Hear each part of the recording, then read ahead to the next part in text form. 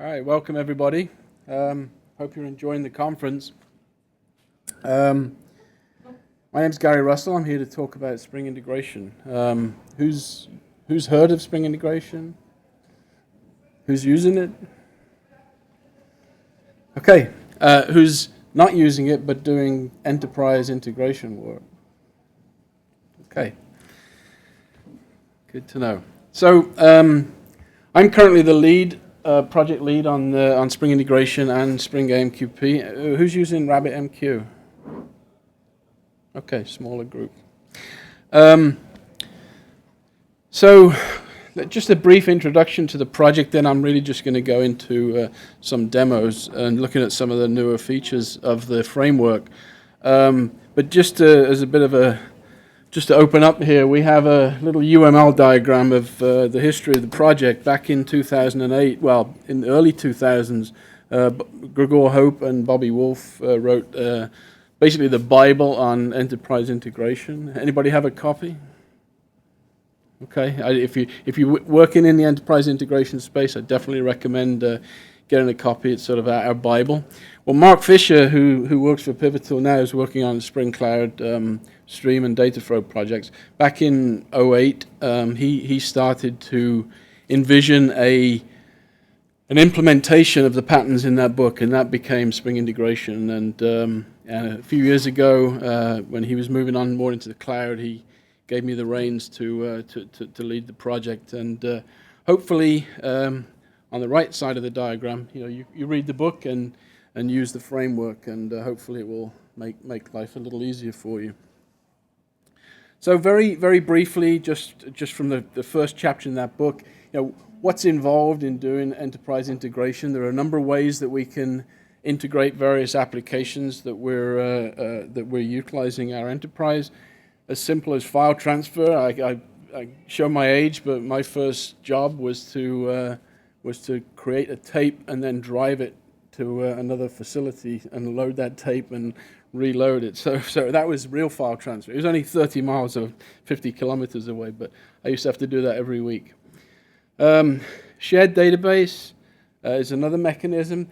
Problems, there's pros and cons for each. One of the problems with the shared database is it's difficult to coordinate schemas, and one project wants to change the schema and it affects others. Remoting using RPC very much tightly couples the applications together. And then, of course, messaging is the fourth technique, and that's really what Spring integration helps you use. So that's not too bad. So each of these have their own pros and cons. And this is just a slide to sort of summarize some of those things. Really depends on what your application, what your environment is. But we got this notion of coupling the application together. Do we want to do synchronous or asynchronous integration? What's the overhead of the various techniques? Data formats. How are we going to interoperate with different projects? And then there's, of course, the ILITY requirements, non-functional requirements such as reliability and security. So Spring integration. So it really has two fundamental reasons for being. One is to integrate with external systems. So we have incoming messages or incoming data from one platform, and maybe outgoing messages to another using various technologies. And then internally within the application, being able to build a loosely coupled set of reusable and testable components that we can tie together at runtime in the application context from a Spring perspective. So Spring integration looks at the integration patterns in the Gregor Hope book, and we use it for both. And I'll explain a little bit more about the in-memory stuff in a second. Of course, it builds on top of the Spring portfolio and brings the programming model to runtime. So let's think about the history of Spring. Okay, I mean, in the early days of Java and in many programming languages, before the whole notion of dependency injection and stuff, let's say we have three classes, A, B, and C. Then A would do new B and then configure B, and he would do new C and configure C, and then coordinate the invocation of methods on those classes. So then Spring came along from another dependency injection techniques where A doesn't know how to make a B or a C and doesn't need to know or even configure it. He's just given one. So we use a best practice coding to interfaces, and we use Spring to configure those B and C objects and then hand instances of those objects to class A. Now, what Spring integration does is take that a step further. Not only does A not need to know how to make a B or a C, he doesn't even know about B or a C. And we no longer use Java to coordinate the invocation of methods on those classes. A, B, and C are distinct modules or distinct elements within our application, and we use messaging between those. And it's been called sort of runtime dependency injection, where these classes just don't know about each other. Another term's been called like an in-memory ESB has been another term that's been used. And just as an example here, on the left-hand side, we might be talking to a CRM system. A message comes in.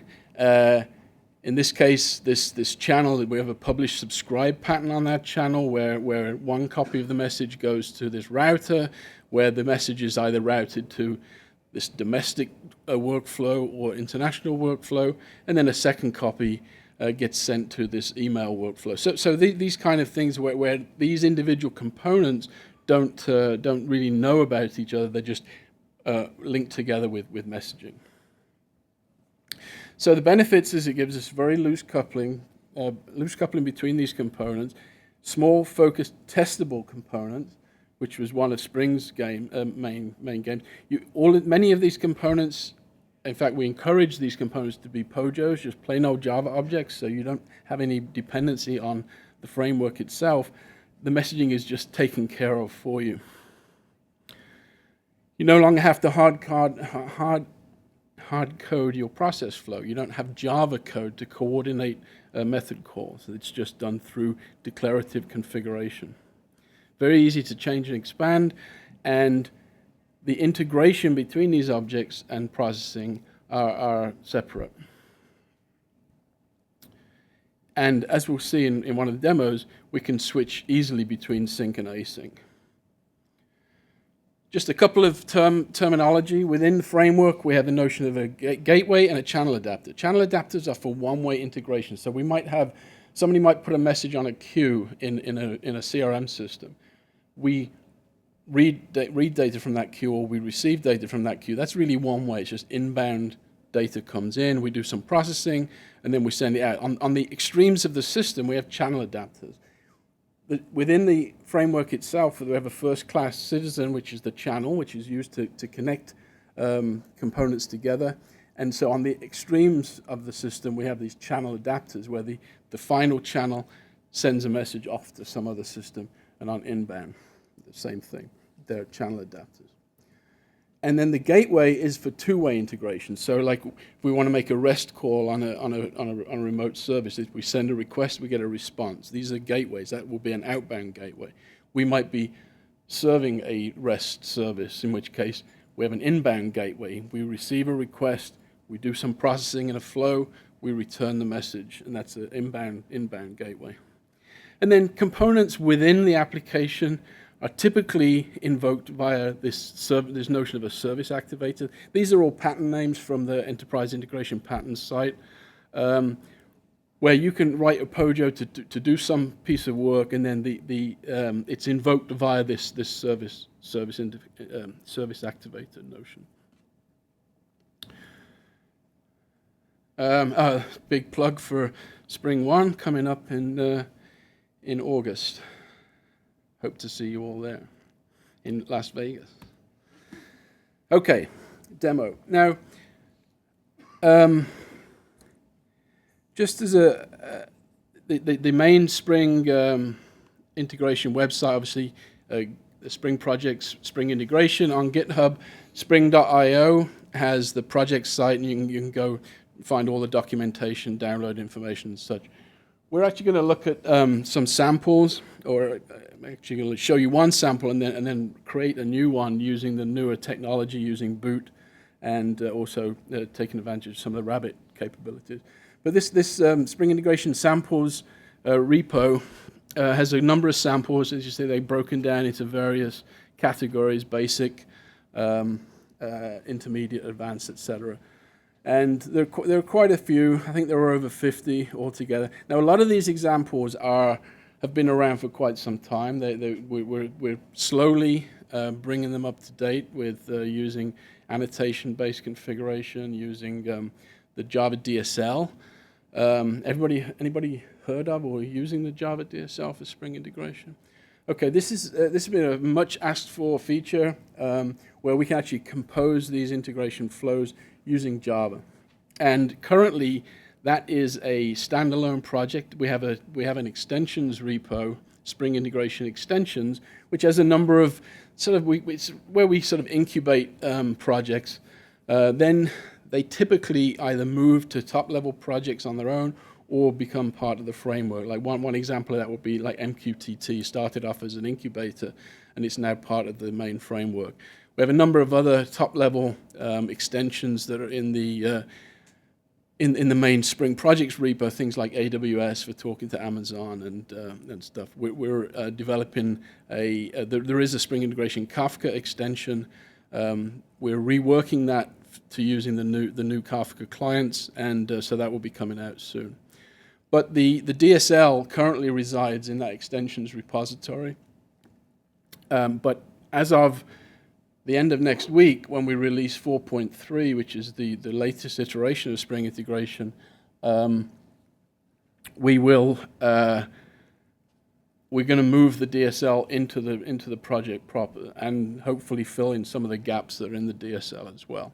So that's part of the Spring Integration 5.0. A lot of talk here about there's a reactive story. We're doing some work on making Spring Integration reactive, or adding reactive capabilities to Spring Integration. We don't know what that means yet, but we're going to figure that out. It sounds funny, but there's a lot of crossover in terms of functionality. Like Spring Integration is a flow of a message through a number of components, and you compose a reactive set of steps, and so they're very similar. So it's like, well, what does that mean? Do we compose a flow? But anyway, there's some research going on that area. So let me dig into some code, especially for those of you that are not familiar. I'm going to start out with a very basic HTTP sample, and as I said, most of these samples are using legacy XML. I don't know why everybody hates XML, but a lot of people do. So, but bear with me until we only touch this for a bit. So this is just a very simple example. This is an HTTP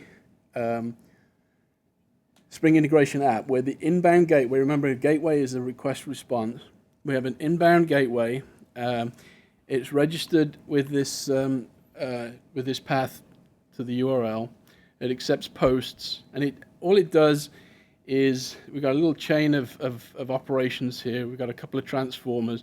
We append some text to it, and then we convert it all to uppercase. It's just like a two-step. Now, one of the things that's implicit in this, because this is a two-way integration, typically if this was going to go on to somewhere else, we'd have an output channel here. And then we could do more work after that. But when a message reaches an element that doesn't have an output channel, then that implicitly means send the response back to the gateway. The gateway configures a header that tells the framework how to do that. So this is all that this on the server side does. Let's take a quick look at the client. Actually, I think I already have it open. So on the client side, and I'll show you what a gateway is in a minute. This gateway is a notion. It's a very powerful capability within the framework. That it's really just you just define the interface. You don't write any code. You just define your method as an interface, and the framework builds a proxy for that. So you just interact with it from a Pojo Java perspective. You invoke a gateway method, and the framework builds the messaging infrastructure around that. as I said, handles the reply channel and all that stuff. And all this is very simple on the client side. All this does is send a message from this programmatic gateway out to an HTTP outbound gateway, which in turn goes to the server side. Now this is a legacy. It's not a boot app. It's been around for a few years. So I'm actually going to start up a Tomcat.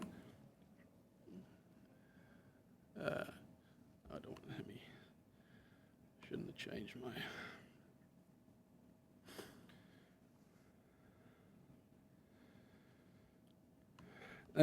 While the server's coming up, let's just take a quick look at the client code that we're going to invoke. And this is a very simple Spring app. It's creating an application context from that. It's getting this gateway, this request gateway, from the application context. Now, as I said, we didn't write any code. If we actually go look at this gateway, it's just an interface. And it's an echo. This is a simple echo application. So the framework actually writes the code. So when we inject a gateway into the client, we're actually getting a proxy that's been built by the framework. So let me just run this client, and surprise, surprise, we get the results of the message from the other side, which basically, as I said, in the servlet config, did these two transformations. We sent request, we sent hello, we appended this piece of text, and then we converted it to uppercase. Pretty simple app, but hopefully, and this is obviously using strings. You can use domain objects, and you probably going to have some JSON going backwards and forwards. But from a demo perspective, hopefully that gives you a quick flavor of what we're talking about here. So let me stop that server now. Let's go ahead and basically develop the same thing, but with some extra capabilities using Spring Boot and the Java DSL, which I think you'll find is quite nice. So I've got the opening of my Spring integration application. I created this using the start Spring.io, if Josh is here still. And I'm going to start off. So all this boot app does is load the application context, right? I'll talk about this integration management in a minute, but I'm just going to create a bean, and the Java DSL has this notion of an integration flow. Integration flow.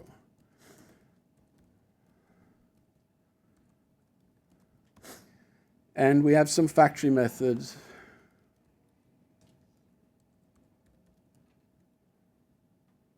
I'm going to need my cheat sheet.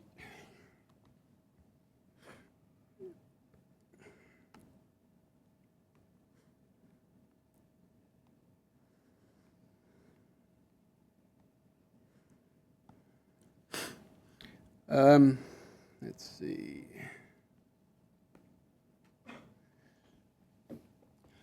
So we're going to start with, we have some factory methods. So we have this HTTP factory method, and we, as we saw before, we're going to create an inbound gateway, and we're going to bind it to the receive gateway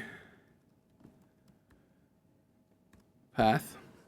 Now, there's a couple of things I have to do in terms of setting up that gateway. So I need a request mapping. And I need to say what kind of methods are we going to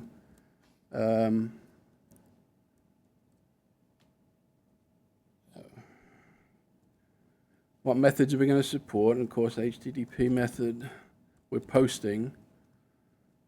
Oops. So we're going to post to this request, and we're actually just going to tell the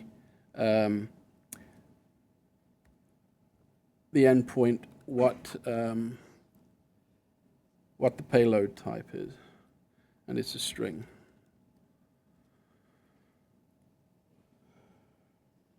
So that's the equivalent of the XML inbound endpoint. Let me just tab those those over a second. Now I want to do something with this. So that's going to bring the message into the system.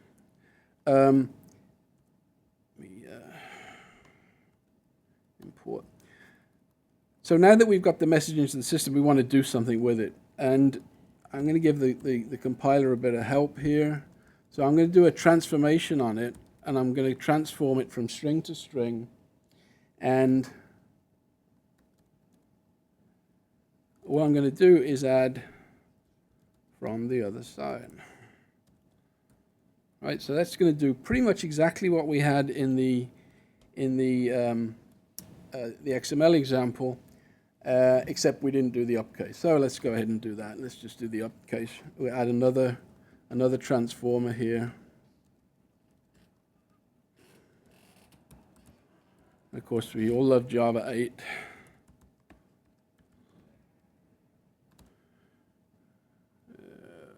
System string. String to uppercase. I need to return that, don't I?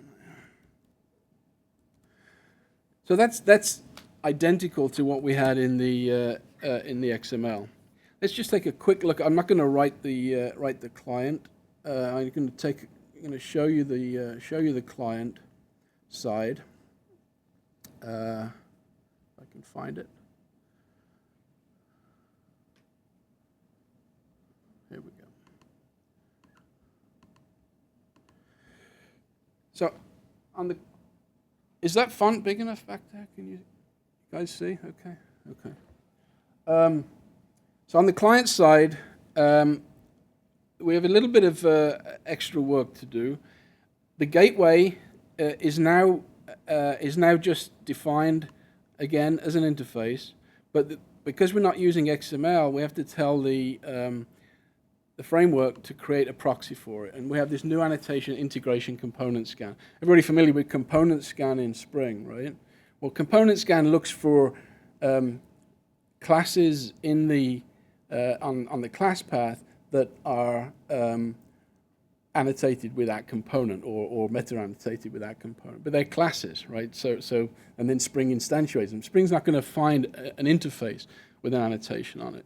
So this is a new annotation in Spring integration that will find this interface called gateway, and it will create a proxy so that we can invoke it via the gateway. And you can see again, similarly to what I had in the client on the other side, I get the gateway from the context, and now I'm just reading input, and I'm just calling that gateway every time I read something in. So let me go back to the server side. So if the gods are with me, I should be able to start this server-side app.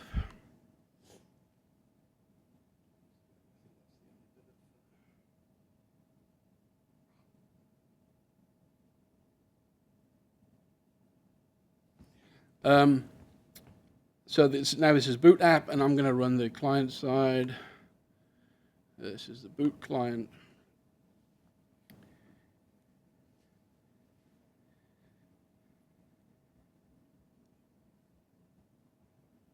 And I've actually got to type something now because it's just, this client is reading from standard in, and of course it switched on me to the server side, but now I got back through from the other side and then upcase. So exactly the same as what we had in XML. But let's make it a little bit more interesting. So let's start introducing some of these enterprise integration patterns that I was talking about earlier. One of those patterns is to split a message into multiple parts. And using the DSL, we just say split, and I already created a comma splitter bean down here. We have a component called default message splitter. This will split anything, like if you send it a list or a collection of anything, it'll split it into the individual component. It'll also split if you give it a delimiter. It'll also split strings. So just adding this split comma splitter is now going to, if I send foobar baz, we'll actually get that. That'll be split into 3 messages. And the 3 messages will get sent down the flow. And when they get to the end, they'll go back to the gateway, the results of those transformations. Obviously, we can't do that because HTTP is a one request, one response. So I can't send in a request, split it into 3, and now I've got 3 responses I need to send back. So we have another component that's sort of a corollary to split, which is aggregate. And this is another enterprise integration pattern, which basically will take those 3 results. It will wait for those 3 results to show up. And when they reappear, we will then forward that. So each one will aggregate them back into a single message and then proceed from that point. Now, this aggregator is a very powerful component. You can write your own, you can provide strategies for correlation, for message correlation, when do you release a message, etc. But conveniently, the splitter and the aggregator have a sort of a well-known relationship in that the splitter messages have basically a payload and a bunch of headers. And the splitter adds information to the message headers to say, this is what I just created. I created a collection or a series of messages, and they have sequence sizes and sequence numbers and such in these headers. And by default, the aggregator is just going to use those results. Now, one last thing I have to do, because we get a list of strings out of the aggregator, our HTTP response, we're actually, and the gateway on the other side is expecting a string response. So I'm just going to add another transformer here, and because I'm just using object to string transform, I don't need to provide any help to the compiler. So I can just do object to string in there, and as you can see, I got the dev tools running, so it refreshed automatically. So now I can run the client again. What did I just run? Oh, the client's already running. That's why I forgot. I changed this so I can just type in new date. So if I now type in foo bar baz, comma delimited list of tokens. What's that? It switched me again? Oh, right, because of the, yeah, okay. Oh, where's my, why didn't I? Oh, the service, I didn't run this, what? Why did the service stop? All right, oh wait, sorry, yeah. Let's try again.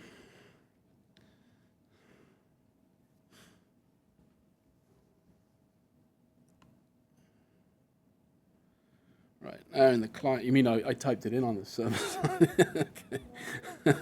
Do foo bar baz. And now we get back our list of our result. Let me see if I can move that up so people can see it. So we basically split the message into 3, sent each piece downstream, and performed the 2 transformations on it, and then aggregated them back into a list, converted the list back into a string, and then returned the string back to the server. So let's. Okay. So this is all okay. It's all very well and good. We're just working on strings. But what if this this particular operation was you were doing some work on this object, you received some JSON, and this turned out to be a pretty expensive operation. How would we change this flow? And this really shows the power of using the DSL and using Spring integration, because we can very easily now distribute just this one task using something like AMQP.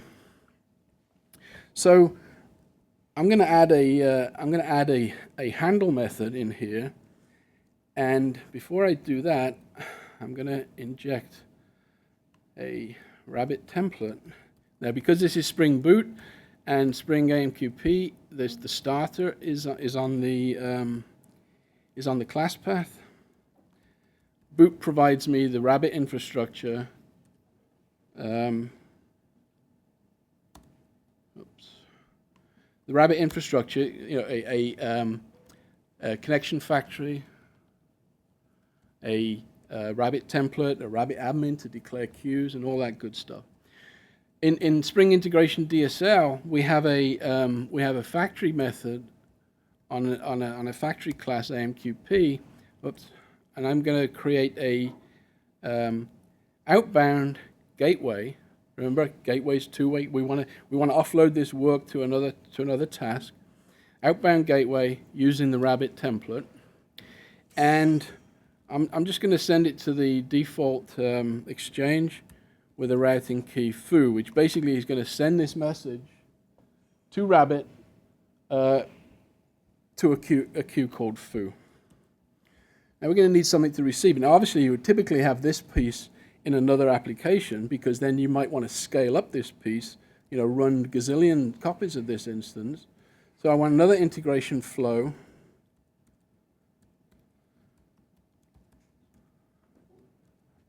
I'm going to call it AMQP, and I'm going to return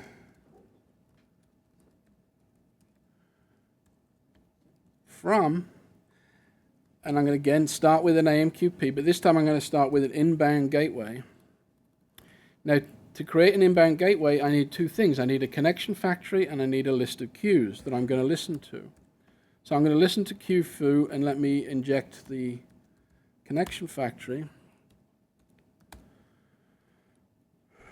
So we have and now let me copy the transformer to our destination, and then we're going to get that flow and return it. So now what's going to happen is we're going to split the message. We're going to do some transformation on it. We're then going to send it to Rabbit, and we have this other copy, this other application, in this case the same application, that can then consume from that queue, and we can have multiple copies of that. So if I go back and send my foobar baz,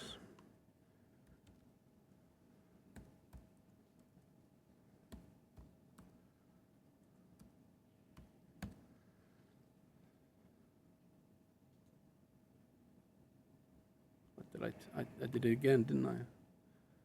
No. Why did my client stop?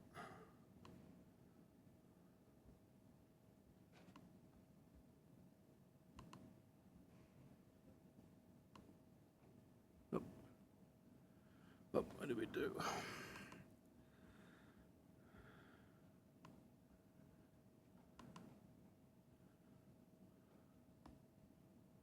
What did I do?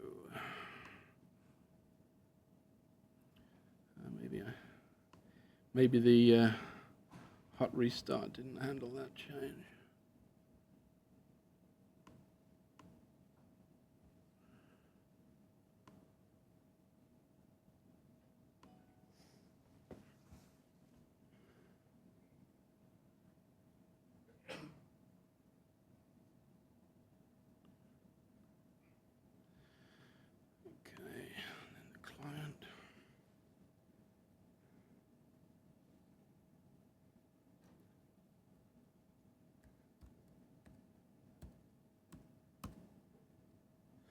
And again,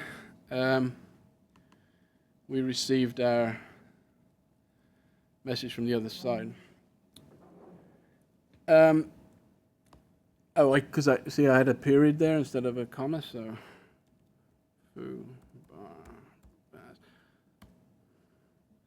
that's why it's failing, because of those blanks that I'm sending.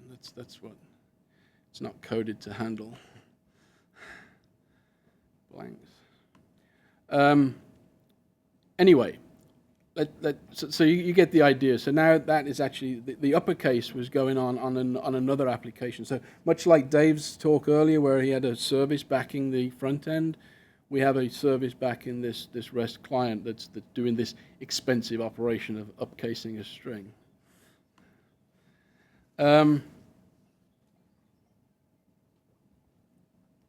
So, what else do I want to show? So the next thing I'd like to show is, let's add another integration pattern. So let's say I only want to upcase if it's foo. So another integration pattern is the router, and I am going to choose. I'm going to do it with. I'm going to say payload. Now remember, we've appended from the other side, so I'm going to do substring. Payload substring. So I'm routing on the payload substring the first 3 bytes of the payload. And there's a couple of things we can do here. You can see we can have a there's a channel mapping. We can do channel mapping, which we say if the payload's foo, send it to a channel bar, and then we could have other flows within the application that use those features, or that do that work. But in this case, I'm just going to use we have this subflow. We have subflow mapping, and I'm going to say if the payload is, let me put this on the next line. If the result of this expression, payload substring 0.3, if that's foo, then I'm just going to create a new subflow, which has got the transform, the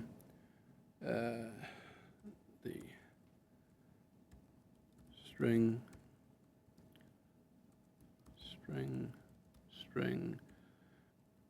transform payload. Yep. Transform. String to uppercase again.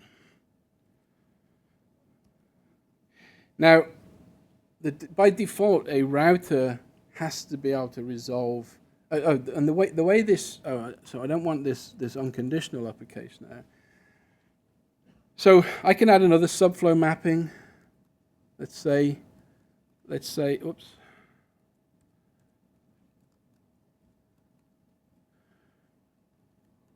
Let's say for bar, I don't want to upcase it, but I want to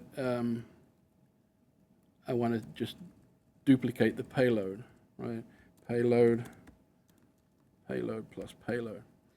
Now, what happens to our bars? You know, what would happen? By default, the only want 2 there. By default, routers have to resolve. So if I got it bars, this router would throw an exception and say, I don't know what to do with this bars. The result of these subflows, when the subflow ends, that goes to the next element in this particular integration flow. So another thing I can do here is actually just say resolution required is false. So that means that the foo will get upcased, the bar will get bar, and then bars will just fall through. So we won't actually make any differences to that. So if I go back to the, did I stop the client? I guess I did.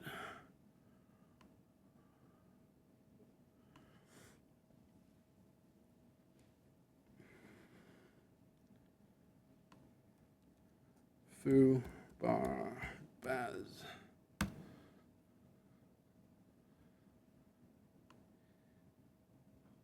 And as I'll put it up, as you can see, we upcased foo.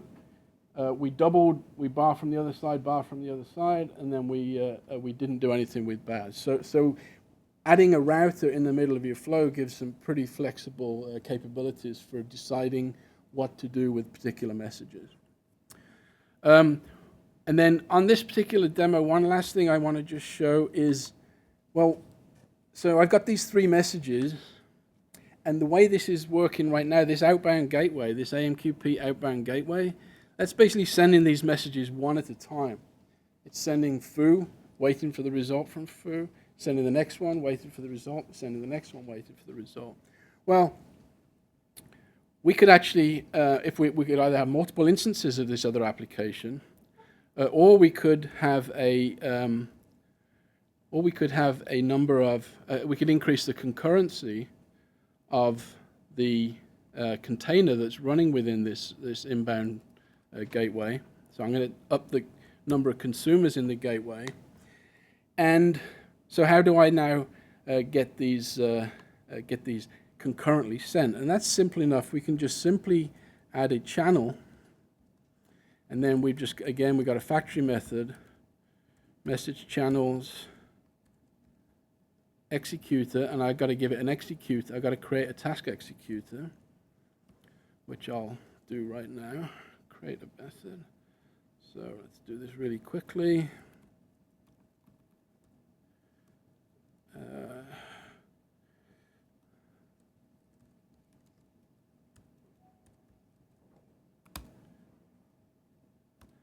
Create a new thread pool executor. Let's give it a thread size, a pool size.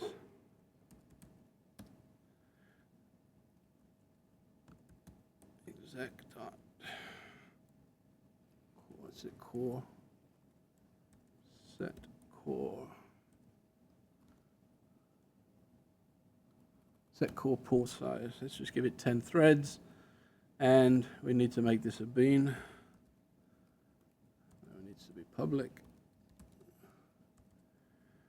So that's it. We're just making a small, basically by adding this channel in the middle of our flow, which has got an executor associated with it, that downstream flow now runs in parallel. And if we're lucky, our client will get them back in a different order. But of course, the order will be random because it just depends on what order they were processed on the other side. But if we're lucky, we might just see that. So I send foo bar baz, and yes, I got bar from the other side. So they came back in a different order because they were processed completely concurrently on the other side. Any questions so far? Yes. So if there are any exceptions, so like if that router, if I hadn't done that, typically on inbound adapters, you add an error channel, and then you add a integration flow that processes those errors. And you can either just log it, you can rethrow the exception back to the caller, you can return a different error, but you basically decide on that error channel flow what you want to do with those exceptions. Error channels are always typically at the beginning of a flow, and they'll catch any exception in the downstream flow. Even when it goes async like that, even though we hand it off to a task executor, the framework sets up the messaging such that when that executor detects an exception on its downstream flow, it examines the message headers and says, oh, I need to send this exception back to the gateway. One last thing I do want to show. We have a little bit more time. Spring Integration 4.3 is coming out next end of May, early June. Basically, it should come out right after Spring Framework. Let me start this again because that's not going to work. Let me just send a couple of client requests. Oops, I guess the client is already running.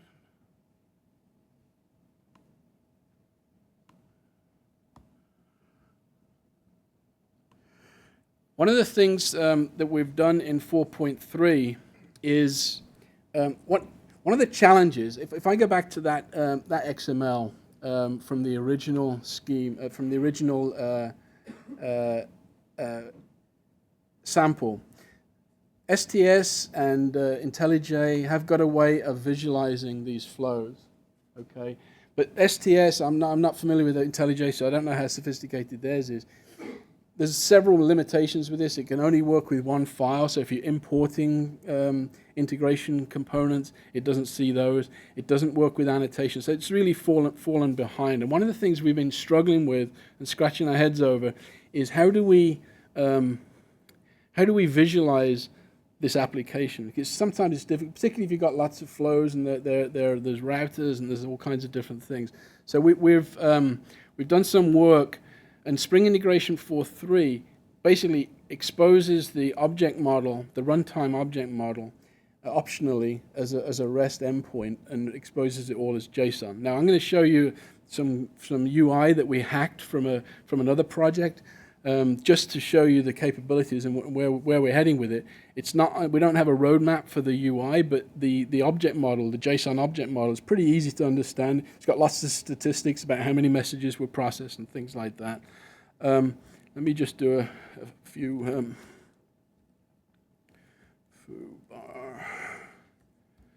bars. I'll send that. So that information is basically held on 8080 on this integration endpoint.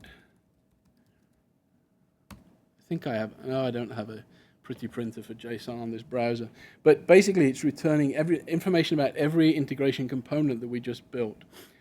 If I go to this XD UI, this is basically rendering that at runtime. Exactly how, and if I zoom in on these components, they're not rendering very well. But you can see there's message counts. So we've seen 4 messages in here on the AMQP flow. We've got that was after the splitter. So we actually received 2 messages at the HTTP inbound. I sent foo, and then I sent foo, comma bar, comma bars. That translated to 4 messages out here. So this is where we envision we're going to go with this this capability. We'll be able to hopefully, maybe with WebSockets, keep these stats updated in real time, and turn elements red when we run out of resources and stuff like that. So that's a bit of a future vision. No promises on delivery for that, but the JSON representation of this object map is out there. There's a few glitches in it still, like you'll see here. This element, let me see that. Okay, this is the AMQP. It sends it to this router. We don't because routers route to channels dynamically. They don't currently appear in the object map. So those 3 subflows, or the 2 subflows and the remaining flow, are actually showing us the standalone. But eventually we'll figure that out and have them all hooked up. I have a more sophisticated example that shows a much prettier flow where the bean names are rendered a lot better. But I think we're close to running out of time. So that's it. I think that's all I have, unless there are any more questions. Yes, sir.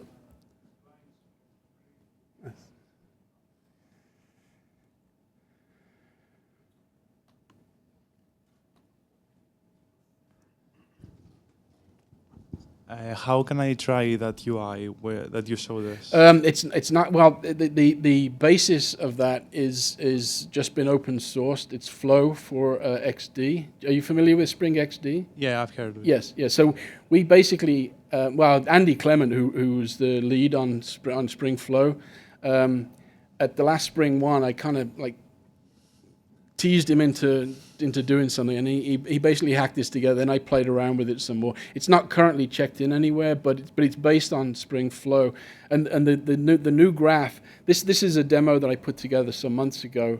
We're using in fact the boot, all this stuff is actually being exported directly from this application. You see, there's a REST controller here that's doing. That's getting basically all it does is traverse the application context, find all the input and output channels, and then builds a graph of nodes and then links between those nodes. So it's actually pretty easy to walk the object model. What I did was, let's see, Andy then took what this outputs and then reworked it into the flow object model. And so what I did in Spring Integration in 4.3, you might have, if you've looked at it in the on the blog, we actually put a little snippet of the JSON that it emits. I've aligned that JSON with what Andy was using within Flow. So I'm hoping somebody will go fork Flow and run with it. But if not, we'll certainly. It's on our radar as something to do. I think it's very powerful being able to visualize the app, especially with having the statistics there as well. You can see we also pull down like all of the statistics. If you enable statistics, which is what I did in the application. Yeah, via JMX or this enable we have in Spring Integration 4.2 integrate. We enable statistics without requiring JMX. It's just called integration management, which if you then do JMX as well, it uses the management stats. But we expose these management like counts and durations and stuff like that as a bean instead of requiring JMX. Okay. Yes, sir.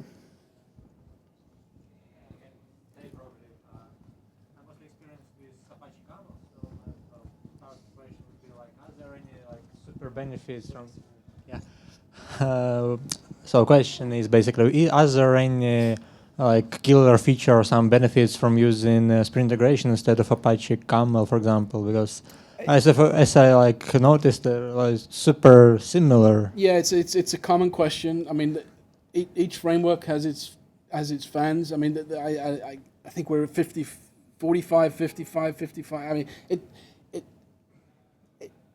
there are pros and cons of both frameworks. I think one of the selling points of Spring Integration is this notion of the channel being a first-class citizen. Like I was able to insert that executor channel in there. Now it's more obvious when you do an XML configuration, but the fact that the channel is like that and you can just very easily drop components in. I don't know how compelling it is. But yes, there's certainly cases for both frameworks. And also, then ask another question. There is one problem, not problem, but the thing I have to deal with Apache Camel that I can't easily test endpoints. I mean, if I have some specific endpoint, like for example REST endpoint or some GMS endpoint, I need to provide some extra like direct or endpoint in order to test it. Are there any like well, depending on for REST, I mean, you can inject a mock REST template into the outbound HTTP. That's the most common way. We have a lot of tests in the framework doing stuff like that. On the inbound side, of course, it's sitting on top of Spring MVC, so you can use mock MVC on the inbound side for doing all your for testing. But I generally point people to our tests because we obviously have to test them within the framework itself, so that generally gives people a good feeling as to how to test this stuff. One more. Can you speak a little bit about the roadmap for the Spring XD? XD? XD, yeah. Well, XD is, I mean, it's not been replaced. It's evolved into a new the Spring Cloud Stream paradigm. It's really, if you look at the code internally, like the binders in Spring Cloud Stream are effectively, and like I don't know what percentage, but a large percentage of the code is the XD message buses. So it's just an evolution. What we found with XD is that XD was great because it had its own containers, but now what if you wanted to deploy that on something like Cloud Foundry? Well, Cloud Foundry already manages the expansion, the Elastic adding instances, as well as XD being able to do that. So it didn't make sense to have a container on top of a container. So we basically stripped out the infrastructure. So now each XD module can now be deployed as a standalone boot app in Cloud Foundry or Mesos or Kubernetes or whatever. So the roadmap for XD is an evolution to Spring Cloud Stream and Spring Cloud Dataflow. In fact, the same shell for Spring XD is used for Dataflow. Okay, I think we're out of time, way over. So thank you all for your attention. And